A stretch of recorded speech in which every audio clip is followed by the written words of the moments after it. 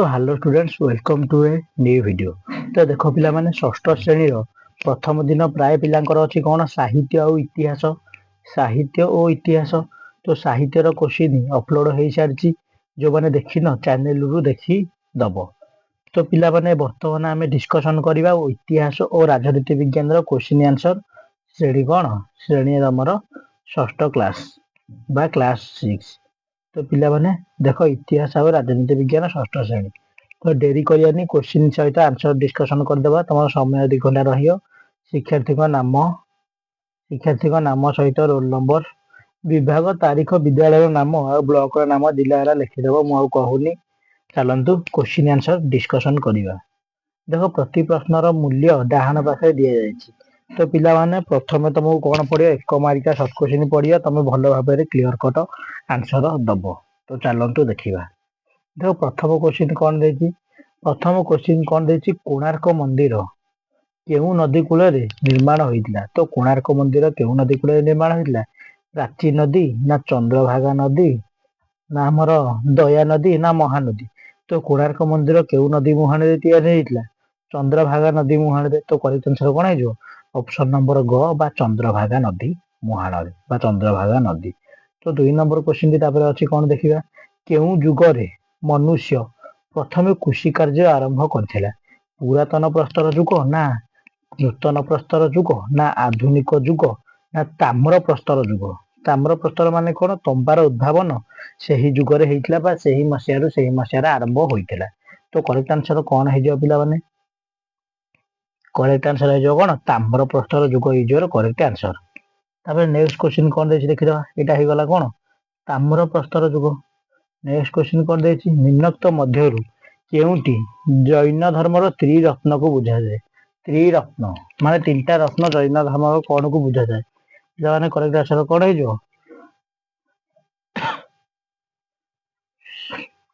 3 number कौन है correct answer रे सत ज्ञान सत मन सत धर्म ना कार्य धर्म मन विश्वास धर्म ज्ञान विश्वास ज्ञान कार्य विश्वास ज्ञान धर्म ज्ञान यहाँ है कौन करेक्ट आंसर। तब नेक्स्ट क्वेश्चन अच्छी कौन देखिदेबारे जिला परिषद कार्यकाल केते वर्ष। जिला परिषद कार्यकाल केते वर्ष पिला माने जिला परिषद कार्यकाल आमर केते वर्ष 5 वर्ष। 5 वर्ष ये जो करेक्ट आंसर।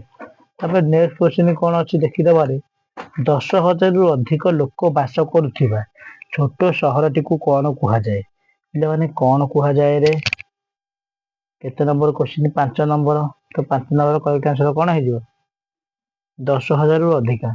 तो पिला माने कौन है आमर विज्ञापित अंचल परिषद कुहा जाए रे। तब नेक्स्ट क्वेश्चन देखिदवा पिला माने एटा पौरपालिका भी माइले ठीक हबो किछि असुविधा नाही। तबे देखिदा 6 नंबर क्वेश्चन अशोक स्तंभर उच्चता केते मीटर पिला माने अशोक स्तंभर उच्चता होची 2.15 मीटर 2.2.15 बुझी पाइल ना पिला माने बुझी पाइलनी। तापर नेक्स्ट क्वेश्चन कोन अछि कर देबारे 7 नंबर देखो प्राचीन काल रे डैश ऊपर लिखा जाए पिला माने एटा बहु बार वार्षिक परीक्षा रे पड़ी आसीची षष्ठ पिला मानकर प्राचीन काल पत्र केउठे लिखा जाए ताल पत्र रे पिला माने लिखा जाए कोन पत्र रे ताल पत्र रे।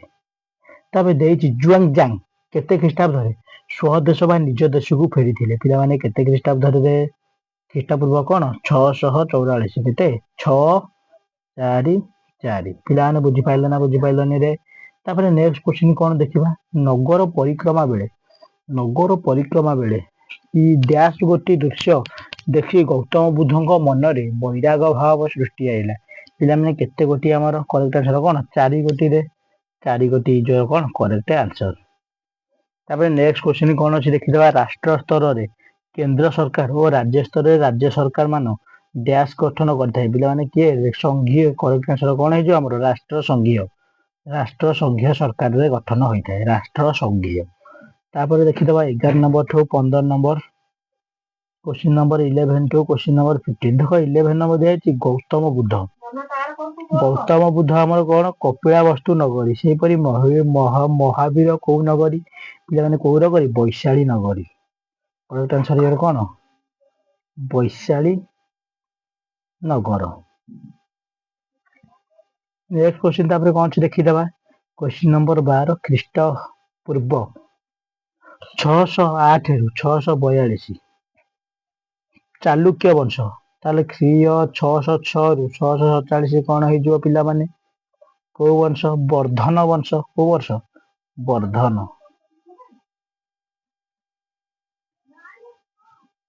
वर्धन वंश। तापर 13 नंबर दिया सिद्धार्थ होउछन्ती गौतम बुद्ध सेहीपरि कौटिल्य किए सिद्धार्थंकर जे गौतम बुद्ध सी सेहीपरि पिला माने कौटिल्य जे तापर किए सी चाणक्य सी चाणक्य कौणक्य चाणक्य चाणक्य चाणक्य सी बुझिपाले ना पिला माने बुझिपाले। तापर नेक्स्ट क्वेश्चन देखिए थैंक यू धन्यवाद धन्यवाद।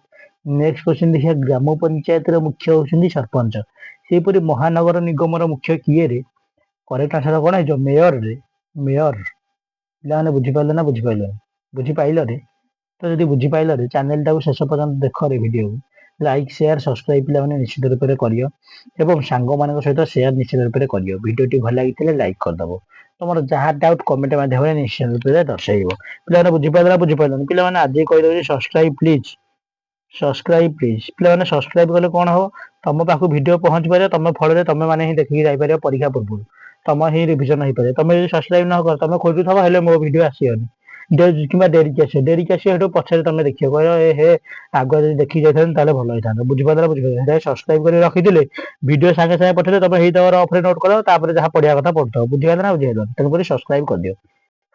तापर पिला माने नेक्स्ट क्वेश्चन टे डिस्कशन करबा जिला परिषद होउछिदी जिला परिषद सभ्य सेहीपरि पंचायत समिति हमर कोन समिति सभ्य को सभ्य समिति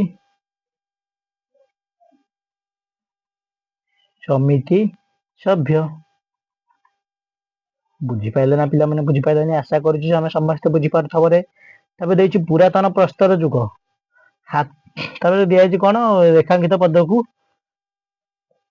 बदलाई रेखांकित पद को हमें बदलाई दा तो पुरातन प्रस्तर जुग जे हम कोन कथा नूतन प्रस्तर जुग काम से पुरातन काटिदवा नूतन लिखिदवा नूतन काम शेष बुझिपारे पिला बुझिपारे। तबे 17 नंबर देखिया 17 नंबर कौन दिया हरप्पार अर्थ हूँ मृत नगरी पिला माने भूल देछि महेंजोदार अर्थ हूँ कौन मृत स्तूप बा मृत नगरी तो करेक्ट आंसर कौन है महेंजोदार कौन महेंजोदार बुझिपारे ना पिला माने बुझिपाइल नहीं।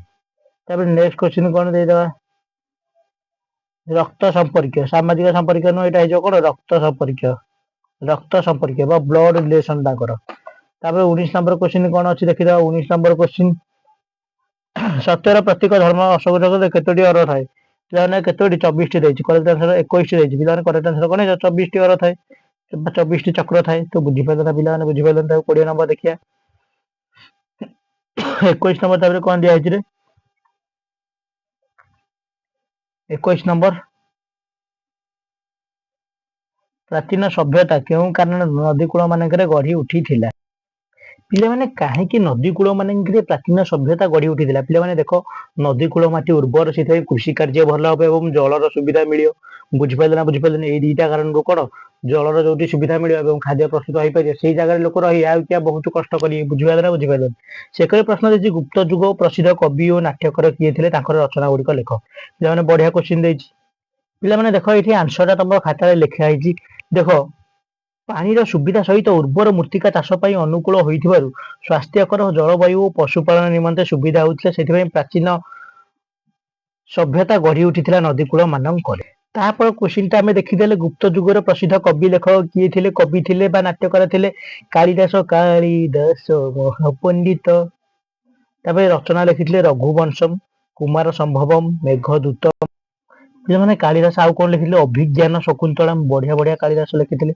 तापर आउ कौन क्वेश्चन देछि तुम घरे खाद्य शस्य साइति रखिया पई केउठारे रखा जाय पिला माने तापर क्वेश्चन देछि महानगर निगमर आय केउ सूत्ररु पिला माने मिलि थाए देखो तुम घरे खाद्य देखो 23 नंबर आगो प्रश्न पढ़ी जाउची तापर उत्तर भी पढ़ी डिस्कशन कर देबी देखो 23 नंबर देछि कोन तुम घरे खाद्य शस्य केउठारे साइति रखा जाय थाए लेखो 24 नंबर कोन देछि समुद्रगुप्तंकर संगीत प्रति आग्रह थिला आमे किपरि जानु समुद्रगुप्त तापर देछि महानगर निगमर आय केउ सूत्ररु होई थाए पिला माने राजनीति विज्ञान बा पॉलिटिकल साइंस रु क्वेश्चन आइछि महानगर निगमर आय तापर देखो 25 नंबर आउ थे रिपीट 26 नंबर कोन दिया है ଜନଜାତିର ସଂସ୍କୃତି ଉନ୍ନୟନ କିପରି ବର୍ଣ୍ଣନା କର? ତିନୋଟି ଜନଜାତିର ନାମ ଲେଖ।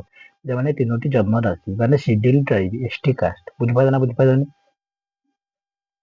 ମାନେ ଜନଜାତିଙ୍କର ତିନୋଟିଟା ନାମ ଲେଖିବ। ପିଲାମାନେ ସବୁ ଜାତିକୁ ସମ୍ମାନ ଦବା ଶିଖ। କୋଉ ଜାତିକୁ ଅସମ୍ମାନ କରିବନି। ବୁଝିପାରିଲ ନା ବୁଝିପାରିଲନି? କାରଣ ତାଙ୍କ ସଂସ୍କୃତିକୁ ଆମେ ସମ୍ମାନ ଦବା ଉଚିତ। ସବୁ ଜାତି ସମାନ। ବୁଝିପାରିଲ ନା ବୁଝିପାରିଲନି ପିଲାମାନେ? ତ କେହି ତାଙ୍କ ଜାତିକୁ ନେଇକି ନିମ୍ନ ସ୍ତର ହୁଅନ୍ତିନି, ତାଙ୍କ କାର୍ଯ୍ୟକୁ ନେଇକି। ଯଦି ବ୍ରାହ୍ମଣ ହେଇକି ଖରାପ କାର୍ଯ୍ୟ କରିବ ସିଏ ନିମ୍ନ ସ୍ତରକୁ ଯିବ। ବୁଝିପାରିଲ ନା ବୁଝିପାରିଲନି? ତାପରେ କଣ ଦେଇଛି? ତେଣୁକରି ରେସପେକ୍ଟ ଟୁ ଅଲ୍, ସମସ୍ତଙ୍କ ସାଙ୍ଗରେ ସାଙ୍ଗ ହୁଅ। ଗୁପ୍ତ ଯୁଗକୁ କାହିଁକି ଭାରତର ସୁବର୍ଣ୍ଣ ଯୁଗ ବୋଲି କୁହାଯାଏ? ପିଲାମାନେ ସରି ଟିକେ ଅନ୍ୟ କଥାକୁ ପଳେଇଲି। ଦେଖ ଏଥର ପ୍ରଶ୍ନକୁ ଆସିବା। ତ ଗୁପ୍ତ ଯୁଗକୁ ଭାରତର ସୁବର୍ଣ୍ଣ ଯୁଗ କାହିଁକି କୁହାଯାଏ? କାହିଁକି ଗୋଲ୍ଡେନ ପିରିୟଡ ବା ଗୋଲ୍ଡେନ ଯୁଗ କାହିଁକି କୁହାଯାଏ? କାରଣ ସୁନା ଭଳିଆ ସେଇ ଯୁଗରେ, ସୁନାର ମାନେ ଯେତିକି ଲାଭ ଯେତିକି ମୂଲ୍ୟବାନ, ସେଇ ଯୁଗରେ ସୁନା ଭଳିଆ ମାନେ ସବୁ ଲାଭ ହଉଥିଲା। ସବୁ ଲୋକ ଭଲ ଭାବରେ ଜୀବନଯାପନ ଜୀବିକା ନିର୍ବାହ କରୁଥିଲେ। ତମେ ଦେଖ କଣ ଦେଇଛି? ଲୋକ ପ୍ରତିନିଧି ଭାବରେ ତୁମକୁ ନିର୍ବାଚିତ କରାଗଲେ ତୁମ ଅଞ୍ଚଳରେ ବା ଗ୍ରାମାଞ୍ଚଳ ଉନ୍ନତି ପାଇଁ କଣ କଣ ସବୁ ତମେ କାର୍ଯ୍ୟ କରିବା ଆବଶ୍ୟକ? ତାପରେ ନେକ୍ସଟ କ୍ୱେଶ୍ଚନ କଣ ଦେଇଛି ଆମର ଦେଖିଦେବାରେ, ଦେଖ ଦେଇଛି, ହଁ ଦେଖ ଲୋକ ପ୍ରତିନିଧି ଭାବରେ ତୁମେ ନିର୍ବାଚିତ କରାଗଲେ ତୁମ ଅଞ୍ଚଳରେ କଣ କଣ ଉନ୍ନତି କରିବ? ଦେଖ ସର୍ବପ୍ରଥମେ ବାଧ୍ୟତାମୂଳକ କାର୍ଯ୍ୟ, ପାନୀୟ ଜଳ ଯୋଗାଣ କରିବୁ, ଆଲୋକ ବ୍ୟବସ୍ଥା, ପ୍ରାଥମିକ ଶିକ୍ଷା, ରାସ୍ତାଘାଟ ନିର୍ମାଣ ଇତ୍ୟାଦି ଉପରେ ଗୁରୁତ୍ୱ ଦେବୁ। ଇଚ୍ଛାଧୀନ କାର୍ଯ୍ୟ କଣ? ପାର୍କ କରିବୁ, ରାସ୍ତାର ସୌନ୍ଦର୍ଯ୍ୟକରଣ କରିବୁ, ଧାର୍ମିକ ସ୍ଥଳର ରକ୍ଷଣାବେକ୍ଷଣ କରିବୁ। ତ ବୁଝିପାରିଲ ବୁଝିପାରିଲନି? ତାପରେ ଦିଆଯାଇଛି କଣ? ମାନଚିତ୍ରରେ ଦର୍ଶାଇବା ପାଇଁ ତିନୋଟି ପ୍ରମୁଖ ସ୍ଥାନ। ମାନଚିତ୍ରକୁ ନିଜ ଜିଲ୍ଲାକୁ ଦର୍ଶାଇବା ପାଇଁ ତିନୋଟି ପ୍ରମୁଖ ସ୍ଥାନ। ପିଲାମାନେ ଆମ ଜିଲ୍ଲା କଣ? ଆମ ଜିଲ୍ଲା ହଉଛି କଟକ। ତମ ଜିଲ୍ଲା ଯଦି ଯାହା ହେଇଥିବ ସେଇଆ ଗୋଲ ବୁଲେଇ ଦବ। ଆମର କଟକ ଓଟ ଭଳିଆ ହେଇଛି। କଟକର ବିଭିନ୍ନ ସ୍ଥାନ ଅଛି।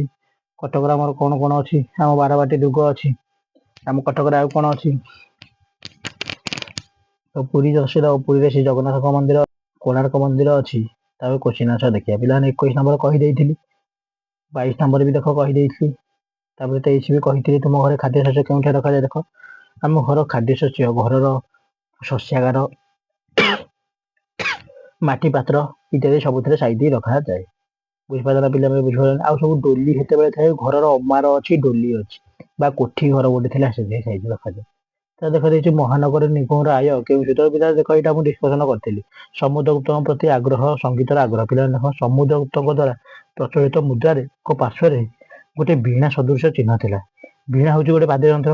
ତେଣୁକରି ସେଇ ଚିତ୍ରରୁ ଜଣା ପଡେ ଯେ ସମୁଦ୍ରଗୁପ୍ତ କେତେ ଯୋଉ ସଙ୍ଗୀତ ପ୍ରତି ଆଗ୍ରହ ଥିଲେ ସବୁ ଜଣା ପଡେ। ବୁଝିପାରିଲ ନା ବୁଝିପାରିଲେନି? ତାକୁ କଣ ଦେଇଛି?